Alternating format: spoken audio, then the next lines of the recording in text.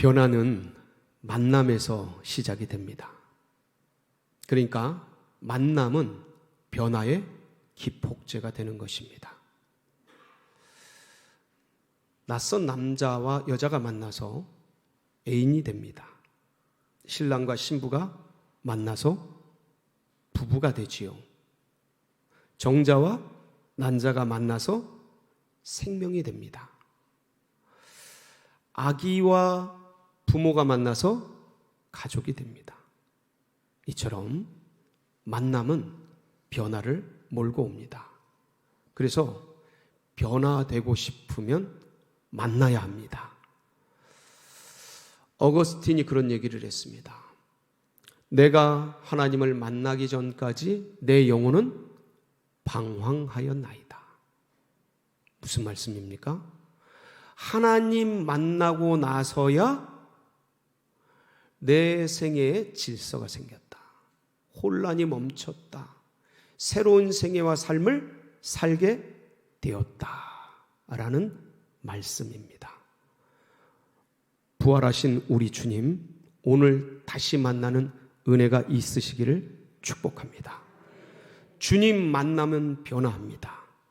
성경의 모든 사람들이 부활하신 주님 만나고 다 변화되었습니다. 오늘도 우리 주님 다시 만나는 축복과 은혜가 우리들 가운데 넘치시기를 축원합니다. 고린도전서 15장 3절에서 8절에 보면 부활하신 주님을 초기에 만난 사람들의 목록이 등장을 합니다. 우리 한번 어떤 순서로 누가 만났는지 함께 살펴보도록 하겠습니다. 고린도전서 15장 3절로 8절입니다. 시작. 내가 받은 것을 먼저 너희에게 전하였노니 이는 성경대로 그리스도께서 우리 죄를 위하여 죽으시고 장사 지낸 바 되셨다가 성경대로 사흘 만에 다시 살아나사 게바에게 보이시고 후에 12 제자에게와 그 후에 500여 형제에게 일시에 보이셨나니 그 중에 지금까지 대다수는 살아있고 어떤 사람은 잠들었으며 그 후에 야고보에게 보이셨으며 그 후에 모든 사도에게와 맨 나중에 만삭되지 못하여 난자 같은 내게도 보이셨느니라. 여기 목록이 쭉 나옵니다. 제일 먼저 누가 등장합니까? 게바라고 합니다. 게바는 누구죠? 베드로입니다. 베드로에게 주님이 이름을 새로 하나 주셨죠. 게바라 하라, 반석이라 하라, 이런 뜻입니다. 게바를 만나시고 그 다음에 12 제자에게 부활하신 주님이 또 나타나셨습니다. 그러고 나서 500여 무리, 500여 성도들에게 한꺼번에 나타나셨습니다. 그러고 나서 누구에게 나타나셨다고요? 야고보에게 나타나셨습니다. 그리고 사도들, 그때 당시에 12사도 외에도 여러 사도가 있었습니다. 바나바도 사도였고요. 그래서 여러 사도들에게 나타나셨고 맨 마지막에는 만삭되지 못한 것 같은 누구에게도요. 나에게도. 여러분도 만나셨습니까? 아멘이십니까? 이 바울에게도 주님이 나타나셨습니다. 자, 그런데 오늘 말씀을 보면 부활하신 주님이 만난 최초의 사람을 게바, 베드로라고 소개하고 있습니다. 근데 성경에 보면 다른 사람이 제일 처음 주님을 만나게 되죠. 그렇죠? 그런데 왜 바울은 부활한 주님을 만난 순서에 있어서 베드로를 제일 먼저 두었을까요? 시간적으로 제일 먼저 만난 것은 아닙니다. 이유가 있습니다. 이 베드로는요, 초대교회 당시에 부활의 주님을 알리는 가장 영향력 있는 사람이었습니다. 그러니까 가장 능력 있는 사람이었어요. 유대인들에게 있어서 베드로는 사도 중에 사도였어요. 이방인의 사도는 누굽니까? 바울이었어요. 유대인의 사도는 이 베드로입니다. 그래서 베드로의 가장 영향력 있는 것을 알았던 바울은 부활의 주님을 만난 목록 맨 앞에 당시에 최고의 영향력이 있었던 베드로를 두었던 겁니다. 그러면 제가 여러분에게 질문 하나 드리겠습니다. 그럼 시간적으로 부활의 주님을 제일 먼저 만난 사람은 누구일까요? 예, 맞습니다. 막달라 마리아입니다. 주님은 왜 선임 제자였던 베드로를 제치고 일생 동안 예수님을 따라다녔던 사도들을 제치고 먹이고 키워주신 어머니 마리아를 제치고 가까웠던 가족들, 형제들을 제치고 부활의 주님을 제일 먼저 만나는 그 영광을 막달라 마리아에게 허락하셨을까요? 거꾸로 질문을 하면 막달라 마리아는 도대체 어떻게 했길래 부활의 주님을 제일 먼저 만나는 영광을 누렸을까요?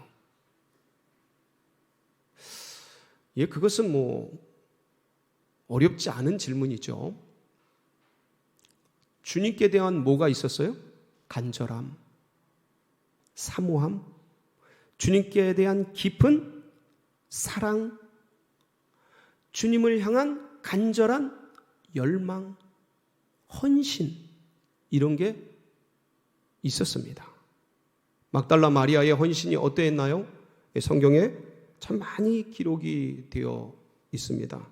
여러분, 안식 후 첫날 그 시간적인 상황과 배경적인 그 상황을 성경을 통해 추적을 해보면 굉장히 여러 가지 내용이 나오는데, 그 당시에 안식 후 첫날 주님의 무덤을 향해 출발했던 사람들 중에 누가 있었냐면 여인들이 있었습니다. 여인들이 주님을 만나기 위해서 무덤문을 향해 달려갔습니다. 향유와 향품을 준비해가지고 무덤에 도착을 하게 됩니다. 근데 무덤에 도착을 했더니 지금 오늘 마태복음 보면 무덤문이 어떻게 되어 있어요? 열려져 있었습니다. 그리고 보니까 주님의 시신이 사라져 있었습니다. 이 여인들이 깜짝 놀라게 됩니다. 그러고 나서 이 여인들이 이제 제자들에게 이 소식을 알리게 됩니다. 달려가서 이제 이 여인들의 대표가 막달라 마리아입니다. 달려가서 제자들에게 소식을 전하는데 그때 베드로와 요한에게 소식이 전달됩니다. 이들이 예수님의 시신이 없어졌다는 소리에 확 놀래가지고 그리고 이 무덤에 달려오게 됩니다. 보니까 진짜 무덤이 비어 있는 거예요. 그 베드로가 들어가서 보니까 예수님의 시신이 없는 겁니다. 어떻게 된 건가 고민하다가 할 수 없이 이 두 제자는 집으로 돌아가게 됩니다. 그리고 끝까지 남아있던 여인은 누구였어요? 막달라 마리아. 그때 천사들과 이런저런 얘기를 하다가 뒤돌아보는데 동산지기가 있었고, 이 동산지기가 이 여인아 왜 울고 있느냐 하고 묻습니다. 그때 이 막달라 마리아가 동산지기인 줄 알고 대화를 해가는 겁니다. 당신이 내 주의 시신이 어디 있는지 안다면 알려달라고, 옮겨놓은 것을 알려달라고, 내가 가져가겠다고, 이런 얘기를 막 하다가 주님이 그때 마리아요 하고 이름을 부르죠. 그 자신의 이름을 부르는 소리를 들으면서 주님이시라는 걸 그때 알고 라보니요 하면서 그 주님의 발치 앞에 그냥 꼬꾸라지듯이 그렇게 되어집니다. 거기서 주님을 만나게 되죠. 기가 막힌 은혜가 아니겠습니까? 그러면서 가장 처음 그런 은혜를 누리게 되었습니다. 여러분, 이렇게 마리아가 주님을 만났을 때 성경에는 이 마리아의 헌신에 대해서 하나하나 기록을 하고 있습니다. 얼마나 마리아가 주님을 향해 지극정성을 피웠는지 그 전적인 헌신에 대한 부분들을 자세히 기록을 해놨어요. 그것을 한번 살펴보겠습니다. 누가복음 8장 1절에서 3절 말씀을 보면 주보에는 요한복음 20장으로 되어 있는데 그 수정을 좀 해주십시오.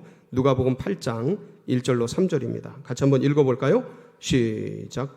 그 후에 예수께서 각 성과 마을에 두루 다니시며 하나님의 나라를 선포하시며 그 복음을 전파하실새 12 제자가 함께 하였고 또한 악귀를 쫓아내신과 병 고침을 받은 어떤 여자들 곧 7 귀신이 나간 자 막달라인이라 하는 마리아와 헤롯의 청지기 구사의 아내 요한나와 수산나와 다른 여러 여자가 함께하여 자기들의 소유로 그들을 섬기더라. 뭐로 섬겼습니까? 자기들의 소유로 섬기는 여자들이 나타났던 겁니다. 그 중에 막달라 마리아는 함께 다니며 주를 섬겼습니다. 그러니까 주님께 고침받고 병 고침받고 치유받고 그 다음에 주님의 말씀과 그 감화에 감동되고 그랬던 수많은 사람들이 있었는데 그 중에 여인의 무리가 있었고요. 그 여인의 무리 중에서 주님을 향해 헌신하는 사람들이 있었는데 전적으로 주님을 따르면서 함께 그 수발을 들고 봉사하고 섬겼던 몇몇의 여인들이 있었는데 그 중에 대표가 누구라고요? 막달라 마리아였습니다. 헌신적이었어요. 지극정성을 다했습니다. 여러분도 아시다시피 예수님께서는 백성들에게 굉장한 인기와 존경을 받았습니다. 3년 반 내내 수많은 사람들이 예수님을 임금 삼으려고 했습니다. 왕 삼으려고 했어요. 선지자 중에 선지자로 엄청난 능력을 바라보면서 이분이 이 나라 민족을 로마의 압제로부터 구할 뿐이라는 그런 희망과 소망을 가지고 수많은 사람들이 따랐습니다. 그런데 3년 반 마지막 한 주간에 갑작스럽게 붙잡히고 그리고 사형 판결을 언도받으시고 졸지에 역적이 되셨습니다. 신성 모독죄에 걸리셨어요. 성전 모독죄에 그렇게 걸리셨습니다. 그래서 제자들은 도망을 갔습니다. 선임 제자였던 베드로는 그 당시에 거절하고 부인하고 맹세하고 저주하면서 도망을 갔습니다. 그러니까 분위기가 이래요. 이 예수 그리스도께서 리더되고 지도자들은 예수 그리스도께서 잡히셨죠. 선임 제자들은 맹세하고 부인하고 그러죠. 사도들은 떠나가지고 수많은 사람들이 흩어져 버렸어요. 무서우니까. 지금 사회적 분위기가, 지금 정치적 분위기가 이 이단으로 몰아가고 이 예수를 믿는 사람들을 다 잡아 족치는 그런 분위기였던지라 다들 숨어 들어간 거예요. 그런데 이 와중에 막달라 마리아는 끝까지 주님을 쫓습니다. 어디까지요? 십자가 곁까지. 그래서 요한복음 19장 25절에 이렇게 기록이 되어 있습니다. 같이 한번 보시겠습니다. 시작. 예수의 십자가 곁에는 그 어머니와 이모와 글로바와 아내 마리아와 막달라 마리아가 섰는지라. 어머니, 이모 이렇게 가족들이 있는데 막달라 마리아는 다 도망가는 와중에 이스라엘 종교 지도자들과 정치 지도자들이 합세를 해서 예수 그리스도를 제거하고 이단이라 몰아가면서 그 모든 사람들을 쫓고 그러는 분위기 속에서 두려워하지 않고 주님의 십자가 곁까지 끝까지 따라갔던 겁니다. 뿐만 아닙니다. 이 막달라 마리아는 말씀의 정황을 보건대 주님이 고난을 받을 때 군인들에게 고난을 받을 때 같이 그 곁에 있었고요. 그리고 주님이 비오돌로로사 이 슬픔의 길, 고난의 길을 걸어 올라갈 때 주님을 따랐어요. 어디까지? 십자가 곁까지 같이 따라갔습니다. 그리고 주님이 6시간을 매달려 계십니다. 6시부터 오후 3시, 9시부터 오후 3시까지 이 곁에 계속 머물러 있었던 거예요. 떠나지 않고. 그리고 주님의 시신이 내려오게 됩니다. 아리마대 사람 요셉이 가서 빌라도에게 시신을 내어달라 해서 자신의 무덤을 준비했던 곳에 주님의 시신을 안치하게 되죠. 그때까지 계속해서 무덤 곁에 머물러 있었습니다. 마태복음 27장 58절에서 61절에 그 행적을 기록하고 있습니다. 같이 보실까요? 시작. 빌라도에게 가서 예수의 시체를 달라 하니 이에 빌라도가 내주라 명령하거늘 요셉이 시체를 가져다가 깨끗한 세마포로 싸서 바위 속에 판 자기 새 무덤에 넣어두고 큰 돌을 굴려 무덤 문에 놓고 가니 거기 막달라 마리아와 다른 마리아가 무덤을 향하여 앉았더라. 무덤을 향해 앉아서 뭐 했을까요? 울었겠죠. 슬퍼하며 탄식하며 안타까워하며 울었겠죠. 그렇게 정신없이 울다가, 그런 와중에도 이 막달라 마리아는 주님의 장례를 준비합니다. 이미 돌아가셨지만 안식일이 다가오는 걸 알고 안식일이 끝난 다음에 제일 먼저 가서 주님의 무덤에 향품과 향유 이런 것들을 드려야겠다. 그 와중에도 생각을 하고, 안식일이 끝나기 전에, 안식일이 시작되기 전에, 시작되면 매매를 못하니까 그 틈에 달려가서 향품과 향유를 준비하는, 참으로 준비된 주님의 장례를 준비하는 그런 여인이었습니다. 누가복음 23장 55절에서 56절인데 같이 보겠습니다. 시작. 갈릴리에서 예수와 함께 온 여자들이 뒤를 따라 그 무덤과 그의 시체를 어떻게 두었는지를 보고 돌아가 향품과 향유를 준비하더라. 계명에 따라 안식일에 쉬더라.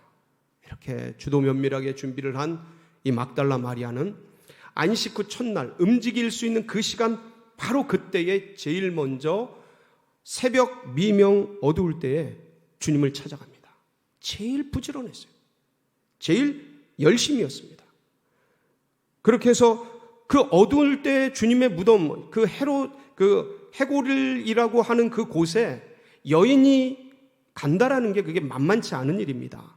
사실 지금도 무덤에 밤중에 간다, 캄캄한 새벽녘에 무덤을 간다, 사실은 지금도 이렇게 발달한 오늘날도 만만치 않은 때인데, 이 여인은 그 새벽에 어두운 때 주님을 향해 달려나갑니다.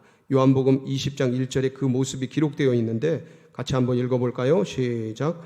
안식 후 첫날 일찍이 아직 어두울 때에 막달라 마리아가 무덤에 와서 돌이 무덤에서 옮겨진 것을 보고, 그리고 이때 이제 돌이 옮겨진 것을 보고 제자들에게 달려가서 알려주죠. 그리고 바로 이때 베드로와 요한이 달려온 겁니다. 그리고 상황을 보고 아무리 찾아봐도 없어서 이 두 제자는 집으로 돌아가게 되죠. 근데 그때도 막달라 마리아는 남아서 끝까지 주님의 시신을 찾게 됩니다.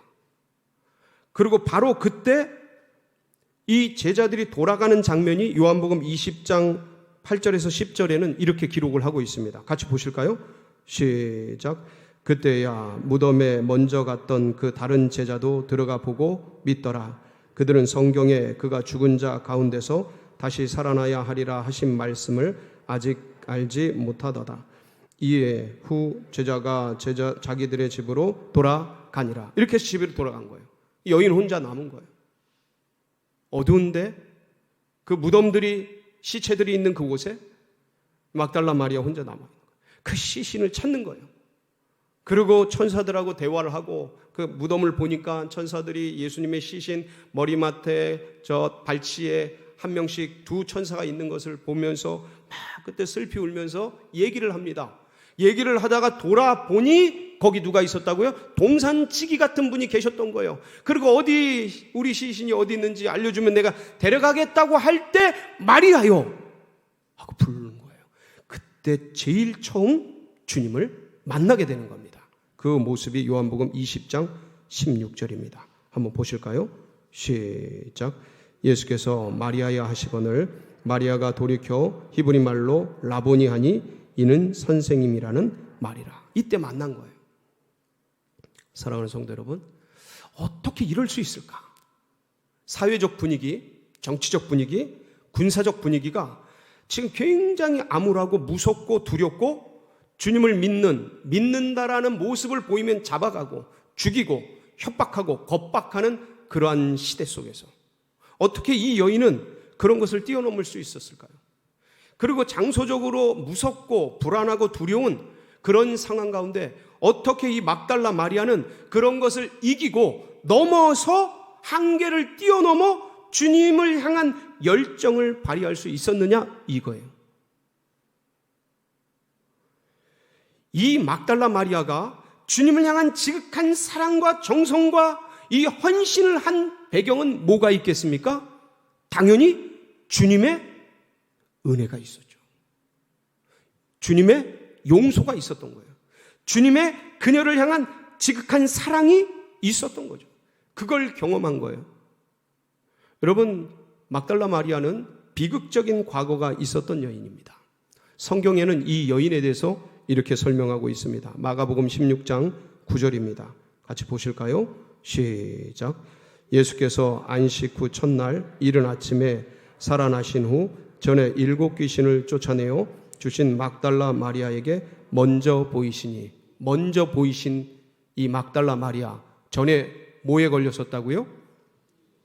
7 귀신이 들렸던. 여러분, 귀신이 마리수가 있습니까? 한 마리, 두 마리? 물론 문자적으로 7 귀신이 들렸다라고 이해해도 무방합니다. 문제 없습니다. 근데 여기서의 설명은 7이라는 숫자는 완전수를 얘기해요. 그러니까 귀신에 완전히 사로잡혔던 여인이었던 거예요. 마치 거라사인에 군대 귀신 들렸던 그 남자처럼 막달라에 살았던 이 마리아는 이전에 7 귀신, 완전히 귀신에 사로잡혀서 자신의 인생이 송두리째 귀신에 끌려다니고 미친 소리 들으면서 그렇게 살았던 여인이었던 것이에요. 자, 그러면 다시 한번 여러분 생각해 보겠습니다.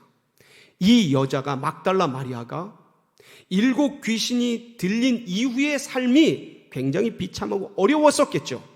근데 그 귀신이 들리기 이전의 삶은 어땠었겠느냐라는 거예요. 그게 가족들 사이에서 있었는지 형제들 사이에서 그랬는지는 모르지만, 어떤 상황이었는지는 모르지만, 그 귀신 들리기 이전의 삶이 얼마나 힘들었으면 귀신이 들렸을까요? 그러니까 이 여인의 삶이 얼마나 기구하고, 여러분, 사람이요, 자기가 포기하고 낭망하는 게 그냥 포기하고 낭망하는 게 아닙니다. 어떤 일이, 힘든 일이, 어려운 일이, 감당하지 못할 일들이 반복되고 계속되고, 앞이 불투명하고 안 될 것 같고 난망스럽고 불안하고 두렵고, 그런데 이거를 거부할 수 없이 계속 반복이 될 때, 그게 뭔지는 모르지만, 그게 재정 문제인지, 그게 관계 문제인지, 학대의 문제인지, 어떤 문제인지, 성폭행인지, 뭔지는, 어떤 것인지는 모르지만, 그게 도무지 해결될 것 같지 않고 계속 반복될 것 같고, 이게 이런 불안과 두려움이 엄습해서 이것이 더 이상 나는 어쩔 수 없다라는 자포자기와 낭망이 반복되고 반복될 때 의식이 파괴되고 정신이 분열되고 귀신이 역사하는 겁니다. 그러니까 이 여인의 삶이 얼마나 기구했고 얼마나 참담했는지를 우리는 알 수 있는 거예요. 아, 그런 고통스러운 시간들이 이 여인에게 있었구나. 아픔의 세월이 이 여인에게 있었구나. 그런 수없는 길고 긴 아픔 속에서 어느 날 갑자기 정신줄을 놓으면서 뭐가 걸린 거예요? 성경에 기록된 대로 7 귀신에 들려버린 거예요.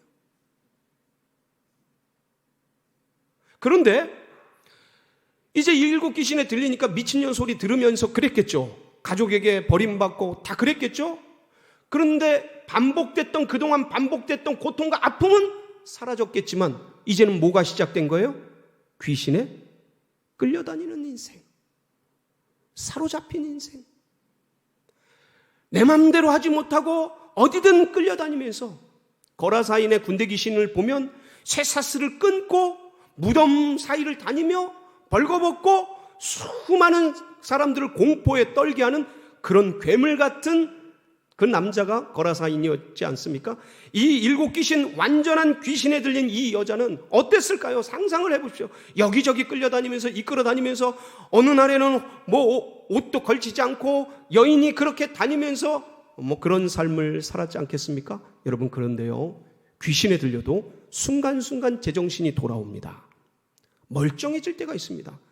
예? 거라사인의 그 군대 귀신 들린 사람을 보면 예수님하고 대화도 하지 않습니까? 예? 너 이름이 뭐냐? 군대니이다. 그러면서 저 돼지에게 들어가게 허락해달라고, 이게 정신이 멀쩡할 때가 돌아오는데, 이 기구한 여인의, 막달라 마리아의 참 비참하고 참담한 삶을 생각해 본다면 정신이 돌아왔을 때 내가 왜 이러고 사나?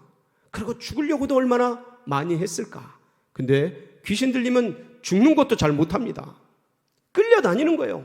질질질 끌려다니면서 온 생애를 그렇게 탕진하고 괴로움 속에 어느 순간 정신이 돌아오면 어느 날 갑자기 산속에 있을 거고 무덤 곁에 있을 거고 어디에 있을 거고 사람들 사이에서 손가락질 당할 거고 돌을 던지면서 사람들이 쫓아내는 이런 비참한 생애를 끌고 다니고 끌려다니면서 그러던 어느 날 누굴 만난 거예요? 예수님 만난 거예요. 예수님 만난 겁니다. 예수님이 나사렛 예수 그리스도께서 7 귀신을 쫓아내 주시고 정신이 온전해진 거죠. 그러니 얼마나 감사해요. 얼마나 고마워요. 이 여인이 이런 감사와 이런 고마움이 표현된 게 우리가 아까 예배 시작할 때 불렀던 그 찬양입니다. 값비싼 향유를 주께 드린 막달라 마리아. 값비싼 향유를 주께 올려드린 거예요. 그 말씀이 누가복음에 기록이 되어 있습니다. 7장 36절로 38절인데 같이 한번 보실까요? 시작. 한 바리새인이 예수께 자기와 함께 잡수시기를 청하니 이에 바리새인의 집에 들어가 앉으셨을 때에 그 동네에 죄를 지은 한 여자가 있어 예수께서 바리새인의 집에 앉아 계심을 알고 향후 담은 옥합을 가지고 와서 예수의 뒤로 그 발 곁에 서서 울며 눈물로 그 발을 적시고 자기 머리털로 닦고 그 발에 입 맞추고 향유를 부으니. 그러니까 그 7 귀신 들렸다가 이게 풀어진 해결된 치유된 그게 얼마나 감사했는지 이 여인이 어디선가 향유옥합을 준비해 와가지고 예수님의 발치에서 그 향유옥합을 깨트려서 붓고 머리털로 닦으면서 눈물로 그 주님께 감사 고백을 올려드린 거예요. 치유받고 회복된 게 너무 감사해서. 그런데 여러분 이 말씀 누가복음 이 7장의 말씀을 이렇게 맥락을 보면 이 여인이 어떻게 사람들에게 취급받았냐면 죄인으로 취급받았습니다. 사람들이 막 속으로 생각하는 거예요. 야, 저 여자가 어떤 여자인지 알았으면 저런 거 거부했을 텐데 저 예수는 그것도 모르고 그걸 다 받고 있네. 막 그러고 속으로 생각하고 있을 때 주님께서 그렇게 정죄하고 있는 그 사람에게 뭐라고 말했는지 아십니까? 누가복음 그게 뒤에 계속 나옵니다. 7장 46절로 48절입니다. 시작. 너는 내 머리에 감람누조 붓지 아니하였으되 그는 향유를 내 발에 부었느니라. 이러므로 내가 내게 말하노니 그의 많은 죄가 사하여 줬도다. 이는 그의 사랑함이 많음이라. 사함을 받은 일이 적은 자는 적게 사랑하느니라. 이에 여자에게 이르시되 네 죄사함을 받았느니라 하시니. 내 죄사함을 받았느니라. 그러니까 이 막달라 마리아는 귀신으로부터 치유된 것뿐만 아니라 그 감사함을 가지고 주님께 나아갔더니 죄인이라고 거부하고 거들떠도 안 보는 수많은 사람들이 있건만 이 예수님은 자신의 향유 옥합을 받아주시는 거예요. 받아주시는 거예요. 그리고 정죄하는 그 수많은 사람들 사이에서 이 여인을 인정해 주시는 거예요. 이 헌신을 허용해 주시는 거예요. 그러면서 내 죄사함을 받아내라.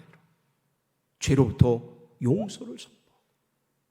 이 막달라 마리아는 귀신으로부터 자유해졌을 뿐만 아니라 수많은 사람들에게 죄인으로 낙인 찍힌 그동안의 고통과 압박으로부터 이 예수님의 말씀에 의해서 완전 자유함을 얻고 은혜를 얻고 행복을 얻은 거예요. 이게 너무 감사했던 거예요. 쓰레기 같은 자기 인생, 죽을 것 같은 자기 인생, 비참하고 비극적인 자기 인생을 치유해 주시고 용서해 주시고 받아주시고 수많은 사람 앞에서 인정해 주시고 허용해 주신 그 사랑에 너무 감사했던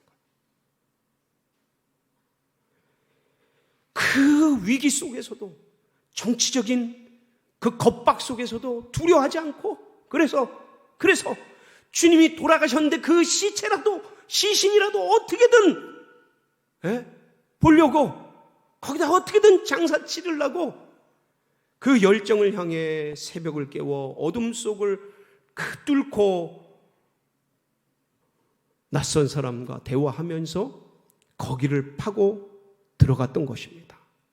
바로 이게 부활의 주님을 제일 먼저 만나는 영광을 누리게 됐던 배경입니다. 사랑하는 성도 여러분, 죄가 더한 것에 뭐가 더하죠? 은혜가 더합니다. 바울이 그랬어요. 죄인 중에 내가 괴수이니라. 여러분, 죄의 깊이는 은혜의 깊이예요. 바울이 그렇게 위대하게 사역할 수 있었던 배경에는 이 죄의 깊이, 나는 주님을 박해한 자인데 라는 이 죄에 대한 깊이가 있었기에 주님의 은혜를 깊이 전할 수 있는 능력이 나왔던 거예요. 바로 이 여인이 그러했어요. 죽을 것 같은 쓰레기 같은 망했던 인생을 주님이 받아주시고 용서해 주시고 사람들에게 허용해 주신 이 은혜를 깊이 인식하고 누렸던 것이죠. 사실 우리네 인생은 따지고 보면 이 막달라 마리아와 방불한 인생이었습니다. 세상의 세속을 쫓아가고 이방인의 풍속을 쫓아가고 불순종의 아들들 가운데 있다가 여름날 들풀처럼 났다가 아무 이름도 없이 사라지는, 연기처럼 사라지는 그런 인생이었어요. 우리들이 누구나 다. 근데 주님이 쓰레기 같은 이 인생을 만나주셨어요. 그리고 예수 믿게 해주셨어요. 이 은혜가 얼마나 감사하죠? 아멘이십니까? 사랑하는 성도 여러분, 사회적 분위기 속에, 코로나19 속에 이 은혜를 흐려지게 마시기 바랍니다. 흘러가는 세월 속에, 들어가는 나이 속에 주님이 날 구원해 주신, 나에게 새 생명 주신 이 감격과 감사와 은혜가 약해지지 마시기 바랍니다. 아무리 분주해지고 많은 일들이 있더라도